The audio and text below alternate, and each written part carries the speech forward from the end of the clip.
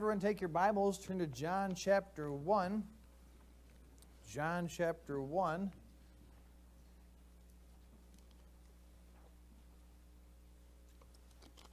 One of the greatest gifts God has given to us is the free will.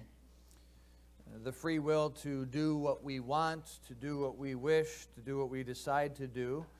We would know nothing but that. Maybe the citizen of a communist country would not appreciate it as much as we do, or maybe appreciate it more for that matter. But regardless of where you are, even if you're in prison, even if you're under communist rule, you still have the free will to obey or not to obey, to adhere or not to adhere. Here in America, we live in a very free will heavy society. We can do pretty much what we want. Certainly there are ramifications to disobeying the laws. But we appreciate life on our own terms. And that's not by any ways to support this individual empowerment, but you and I did what we want this morning, didn't we? And we woke up and we decided we're going to get changed or stay in bed, or we're going to eat this or eat that, or we're going to use the restroom now or go here. No one this morning had somebody else telling you what you had to do every second of every moment. And we live with that, and we just accept that without probably being more grateful for that than we should. But this free will that God gave us, this idea that we're not programmed or we're not robots of some larger power, but we can do whatever we want today. We can choose who we're going to love. We can choose who we're going to be with. We can choose what church to go to. We can choose what house of worship to attend. We can choose what song to sing. We can choose what food to eat. We can choose what clothes to wear. And on the list goes. And praise God for that. I have the ability to make my own decisions. It's a gift. But with the free will comes a free mind. I think very independently of everyone in this room, and everyone in this room thinks very independently of everyone else in the world. We all think a very unique way. We all decide in a very unique way, and there are over 7.5 billion individual and free minds in this world that think very uniquely, that think very differently, that see things very differently. And this is a gift from God, this ability, this unique variety that we can have all of these people have different thoughts, different ideas, different perspectives. It's a beautiful thing. However, because of man's fall in Genesis 3, this beautiful gift has some problems now. Because we fell, because we have sinned, because we have chosen to live in a world without God, because we have chosen to reject God and forsake God, God has given us the free will to do as we want in a world where we know good and evil. And so often we choose evil. But now we have 7.5 billion minds that are individual, that are unique, but are all cursed in some way or another, that all have a skewed perspective, a very selfish outlook, a very inward-thinking mindset, a mind that's driven to idolatry, a mind that's driven to carnality, a mind that's driven to getting something out of everything.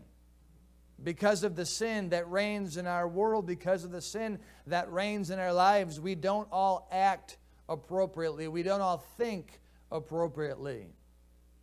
What does that result in? This combination of billions of free minds and free wills results in discord, results in division, results in arguments. Wow, God's voice is very loud this morning, isn't it? Yes. I said to myself, who is mumbling out there? Yeah. Quiet down there, you know? But we all know we do this 2 or 3 times a year. You just pay attention to me. Nick, if you have to, just turn my voice down to the lower decibel, but a higher volume, and I'll get you going. But we all have now this conflicting mindset and this conflicting decision. And so here we are in America in 2018, and has this nation perhaps ever been more polarized? Now, we're going to sit here and say, no, this is as bad as we've ever seen it. Let's be honest.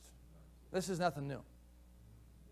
As soon as man fell, we saw mankind produce 2 sons, and these 2 sons couldn't get along. These two sons eventually were button heads and one was murdered. And since that point in human history, there have been division after division, discord after discord, contention after contention, political parties not getting along, political parties changing their opinion, nations fighting nations, families fighting families, tribes fighting tribes, and everybody seems to have a position that they want to argue. That's because we all have a free will, we have a free mind. And what we are now confronted with in this day and age is a difference in how we judge a person or how we judge an issue. And because we're all unique in our minds and in our wills, we judge things very individually, very specific. Some of us are narrow-minded by nature.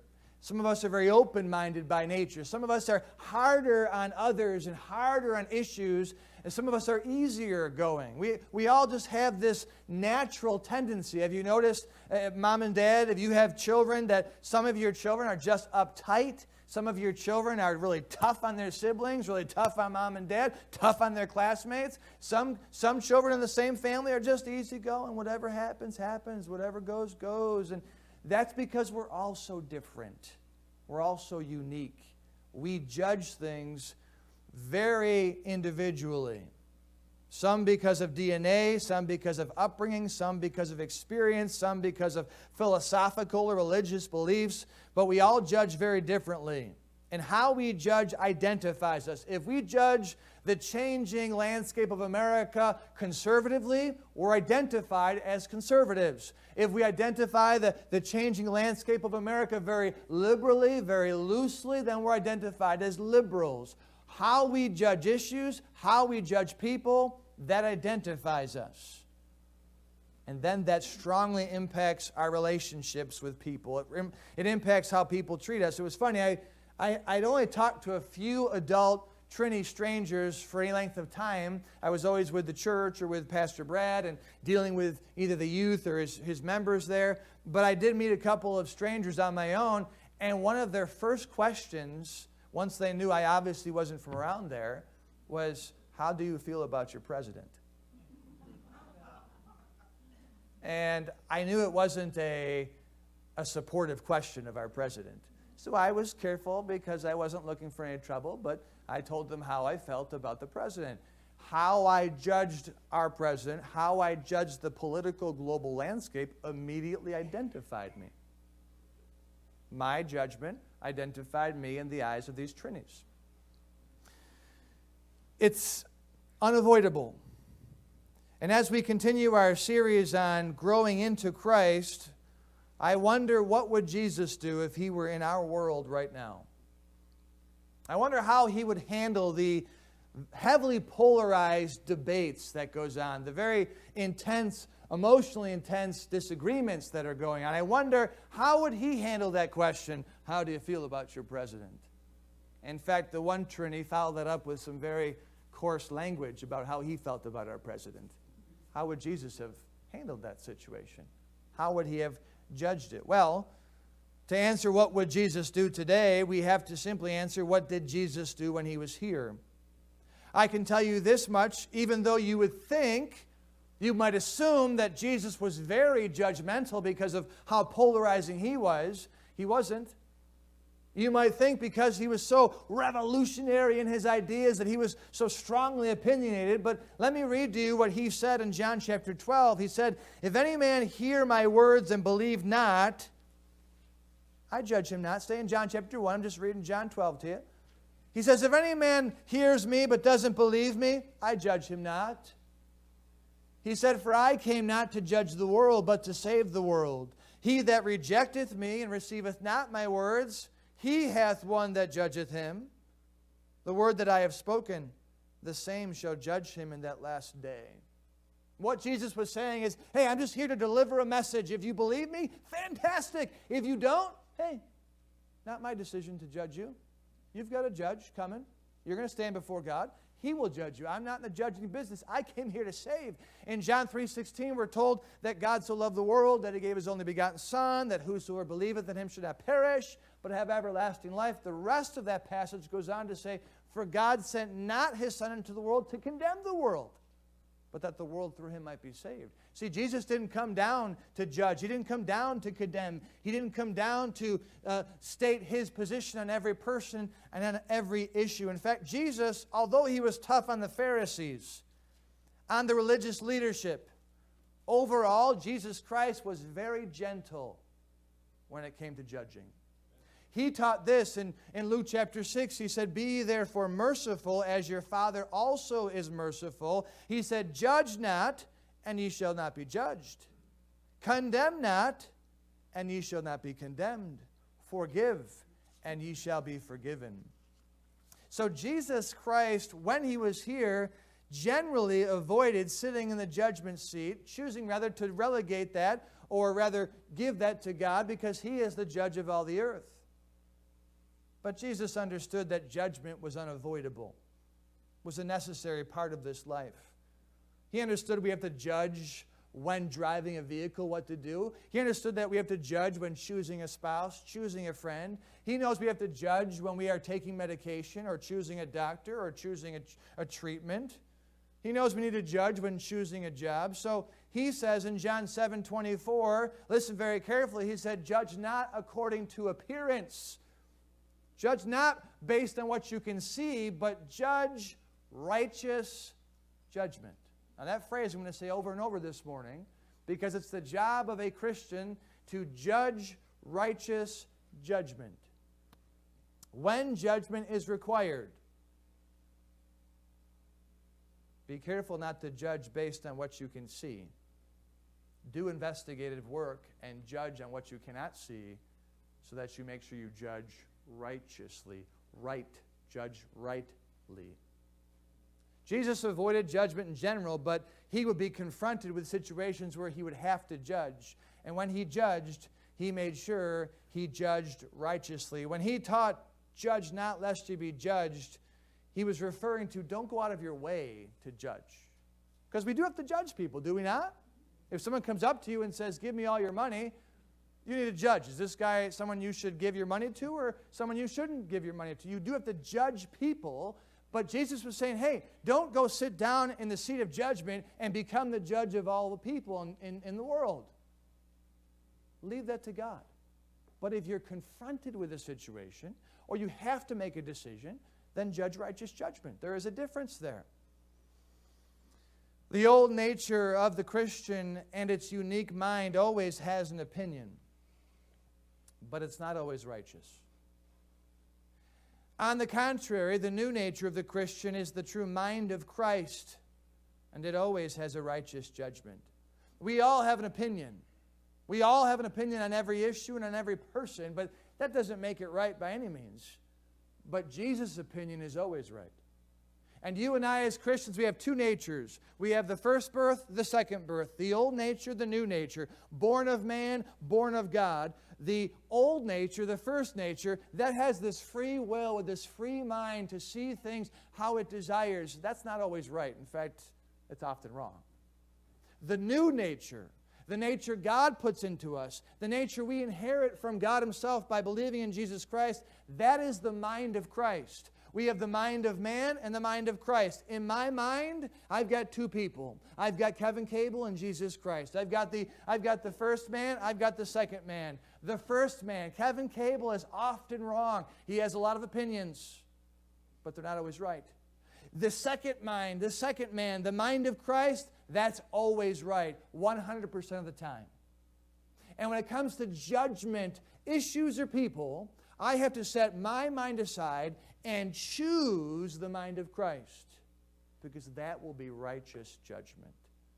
You see, this is all about choosing what nature we want to be, a caterpillar or a butterfly. Caterpillar or butterfly. I'm saying die to self, live to Christ. Lose your first nature to gain the second nature. Give up the first birth to become fully the second birth, so that we have the mind of Christ. For we will judge righteous judgment. You're in John chapter 1. Let me preface the few verses we're going to read by saying everyone in the faith, every Christian, has the nature and the mind of Christ. But not every Christian chooses the mind of Christ. I know this because of what we're about to read. John chapter 1, verse number 1. In the beginning was the Word, and the Word was with God, and the Word was God. That's a reference to Jesus. Verse 11. He, Christ, came unto his own, Jewish people, and his own received him not. But many as received him, to them gave he power to become the sons of God, even to them that believe on his name. Verse 14, and the Word was made flesh and dwelt among us. That's a reference to the virgin birth. And the Word was made flesh and dwelt among us, and we beheld his glory. The glory as of the only begotten of the Father. Look at what we read in verse 14 at the end. Jesus Christ was full of grace and full of truth. Full of grace and truth. Had all grace, had all of truth. Wasn't lacking in grace, wasn't lacking in truth. Everything about the nature of Christ, everything about the mind of Christ is fully gracious. Fully gracious. Even God agrees downstairs. Everything about the mind of Christ is fully true. See, God agrees to all of this stuff we're talking about today. The nature and mind of Christ is always true and always gracious. Now ask yourself, how is your... This is going to be really hard today. It's louder than usual. Quiet down there. They're having fun. They're having fun. I had to preach in Trinidad with the kids in the auditorium. It was a special Sunday. It was their anniversary, so they have all the kids in there. And so the way it's set up is like it's about this narrow, and it goes back to where the Subjinskis are.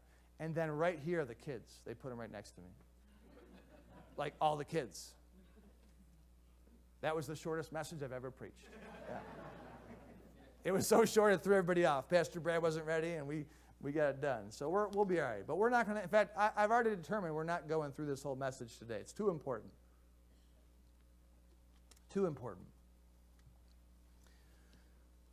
Ask yourself, your instincts, your nature, your natural response to things. Are you gracious all the time?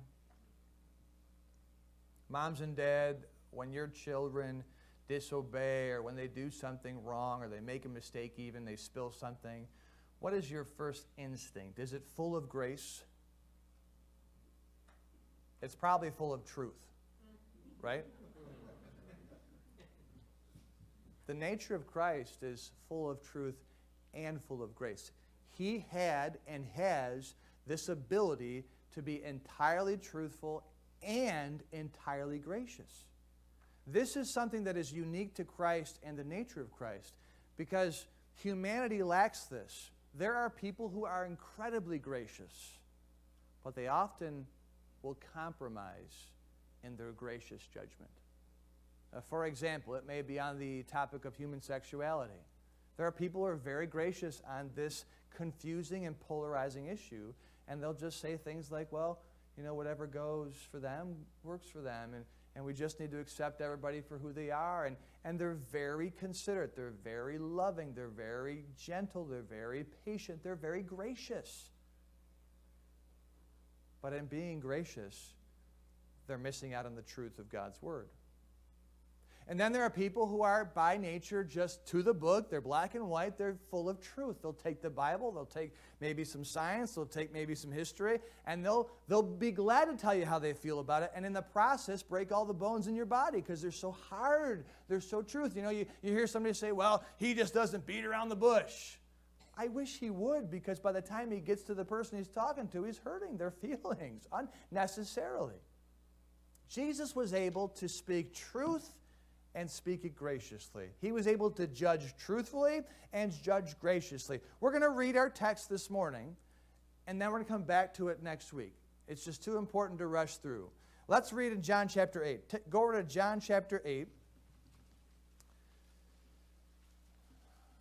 Certainly there are people who have a balance of these things, but they are the people who have allowed the nature and mind of Christ to flourish, to succeed.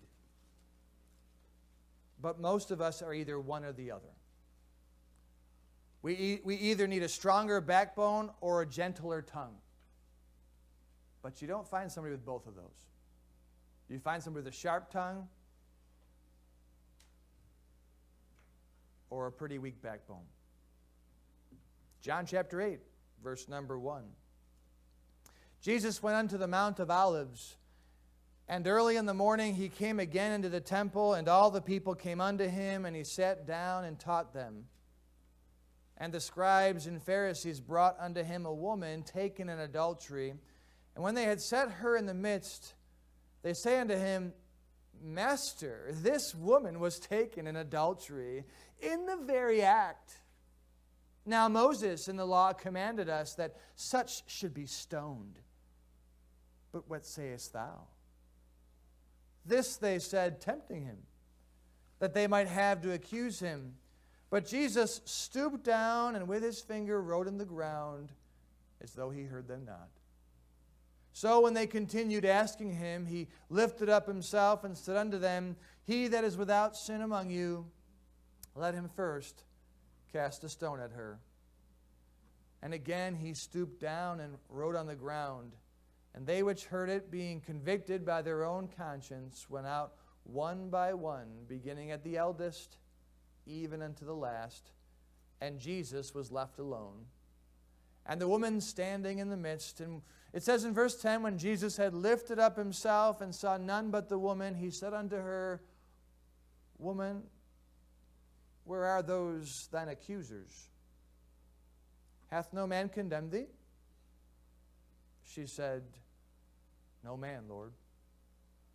And Jesus said unto her, Neither do I condemn thee.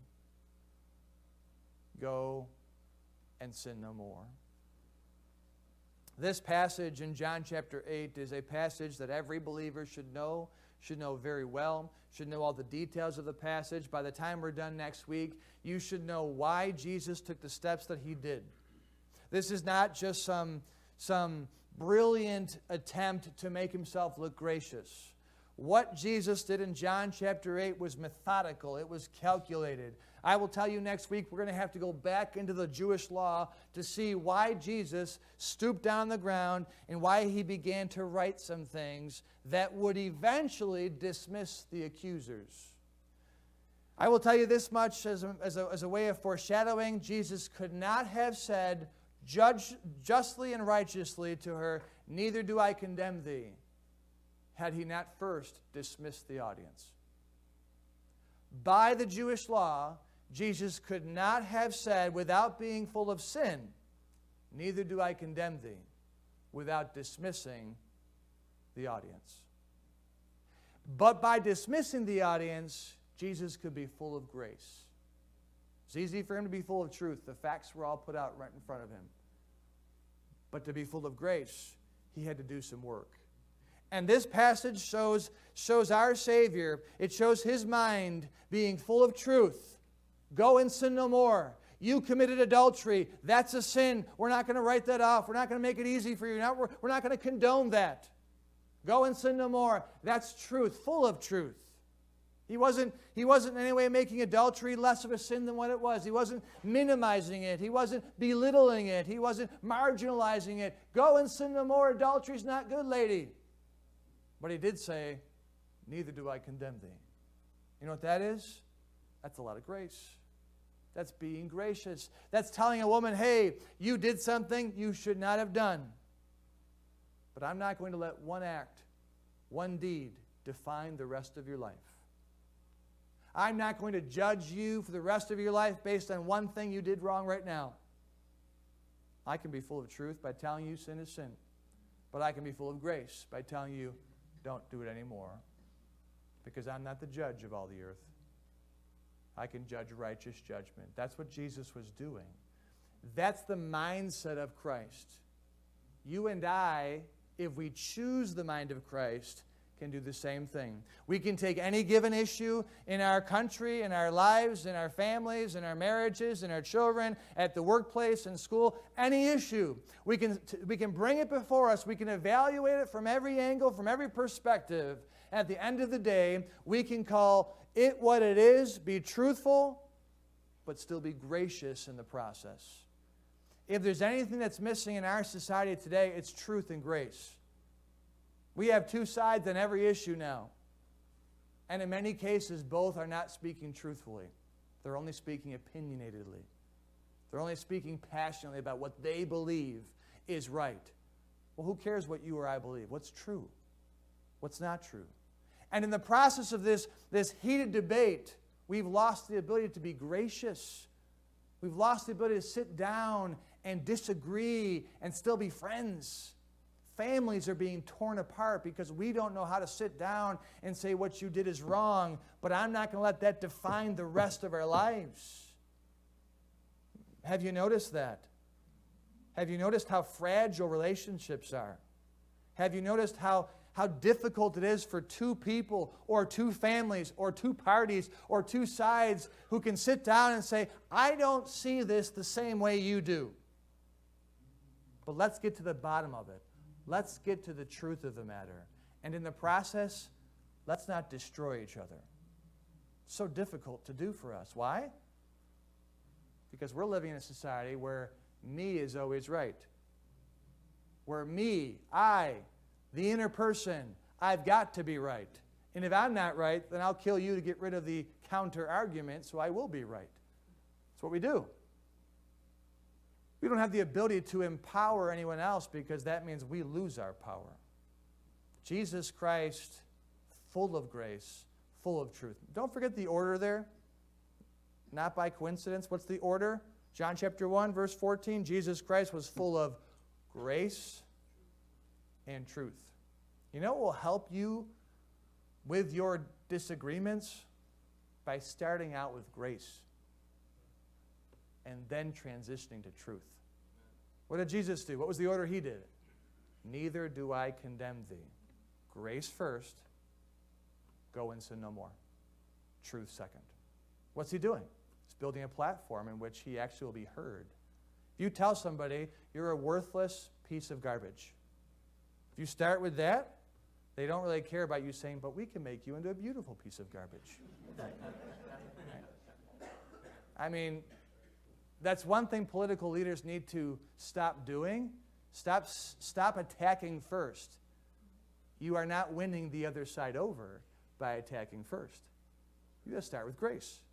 Start with a little bit of, relatability, and then get to the bottom of it.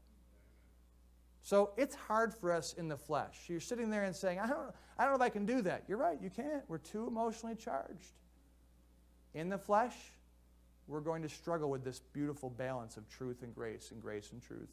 But when we choose the nature of Christ, you'll be able to do it. So what you're going to do this week, we'll come back next week and talk about the story. We'll break it down into 4 points. But what you're going to do this week is I want you to notice how quickly you engage the flesh this week. Okay?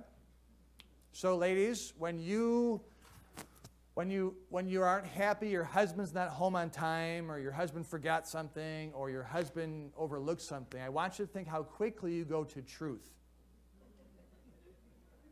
I mean, opinion. Because it may not be the truth, right? But I want you guys then to see how quickly you go to the defensive argument. All right? So, ladies, you might say this week at some point, you just don't tell me you love me anymore. Guys, your instinct is to say, when's the last time you told me you love me? That's your instinct. That's the flesh. That's you defending yourself. That's you trying to win the argument. That's you engaging you to beat her in this argument, in this disagreement.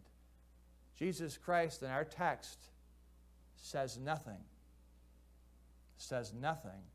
until he first does something. They say to him, Moses says we have to put her to death. What do you say?